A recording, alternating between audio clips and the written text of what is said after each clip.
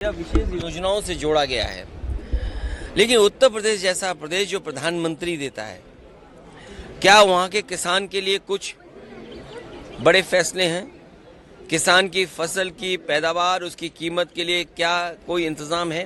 कहने को तो याद होगा आप सबको कि पिछली बार कहा था कि मंडी और एग्रीकल्चर इंफ्रास्ट्रक्चर के लिए स्ट्रेंथन करने के लिए लाखों करोड़ रुपए हैं। अगर वो इंफ्रास्ट्रक्चर स्ट्रेंथन हुआ था तो इसका मतलब किसान की आय दोगुनी होनी चाहिए या किसान की आय बढ़नी चाहिए थी, वो तो नहीं बढ़ी। तो किसान के साथ संकट पैदा किया इन्होंने, बेरोजगारी इन्होंने बढ़ाई है। 10 साल में जो इतनी बेरोजगारी बढ़ गई उसको कैसे कम करें, और वो भी आधी अधूरी नौकरी से। आप 2 साल की, 1 साल की या कुछ ट्रेनिंग करा करके नौकरी या रोजगार का सपना दिखा रहे हैं। देश का नौजवान अपना भविष्य बनाने के लिए पक्की नौकरी चाहता है, और फिर जो आधी अधूरी नौकरी है, क्या उसमें आरक्षण होगा?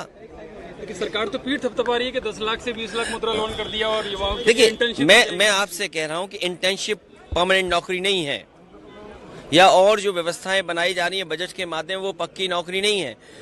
समाजवादी पार्टी का मानना है कि बजट के माध्यम से जब जनता ने आपको तीसरी बार चुन करके भेजा है तो पक्की नौकरी के लिए क्या इंतजाम है?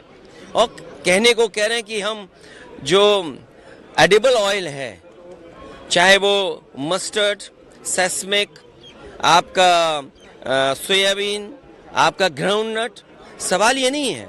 सवाल ये है कि बाजार को आपने 10 साल किसकी मदद की जिससे बाजार में वो खाने पीने का रिफाइंड तेल भर गया, जो बाजार में आज पक्की तरीके से खड़ा है।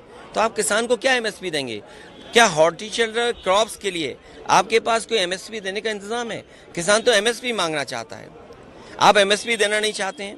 हॉर्टिकल्चर जो क्रॉप्स हैं, क्या उसके लिए एमएसपी की आपके पास तैयारी है? अगर हॉर्टिकल्चर क्रॉप्स के लिए आपको एमएसपी की तैयारी नहीं है और आप फसल की तैयारी नहीं कर रहे हैं, आप एग्रीकल्चर इंफ्रास्ट्रक्चर के लिए आपने पिछली बार भी कहा था कि 1 लाख करोड़ रुपए हम दे रहे हैं। अगर मंडियां नहीं बनाएंगे, ये सरकार बताए कि यूपी में अगर एक भी मंडी बनाई हो, तो जब मंडी नहीं होगी तो किस स्थान पर किसान ले जाए अपनी फसल की कीमत पाएगा?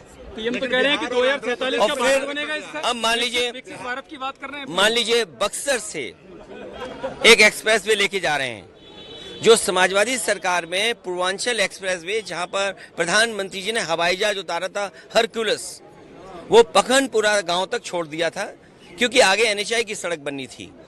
क्या ये सरकार को ये भी नहीं दिखाई देता है कि अगर 25 किलोमीटर 30 किलोमीटर का एक्सप्रेसवे बन गया होता तो बक्सर से जो एक्सप्रेसवे ये प्रपोज कर रहे हैं वो भी जुड़ जाता? आप इंफ्रास्ट्रक्चर का पैसा कहाँ दे रहे हैं? आपने महाराष्ट्र को दिया, आपने दूसरे प्रदेश को दिया, आप गिफ्ट सिटी तो गुजरात को दे रहे हो। तो आप कह रहे हैं गिफ्ट सिटी में कितने नंबर देंगे आप? नहीं, मैं जो आप सवाल पूछ रहे हैं, जो गिफ्ट सिटी है वो गुजरात में है। क्या गिफ्ट सिटी वाराणसी में नहीं हो सकता? वाराणसी में ना हो, कम से कम गोरखपुर में वो गिफ्ट सिटी हो, तो कम से कम कारोबार यहाँ भी बढ़े। आप कह रहे हैं यूपी की अवहेलना की गई है, यूपी को की अनदेखी की गई है? नहीं, देश की अनदेखी की गई है। केवल 2 प्रदेश आइए हो गया।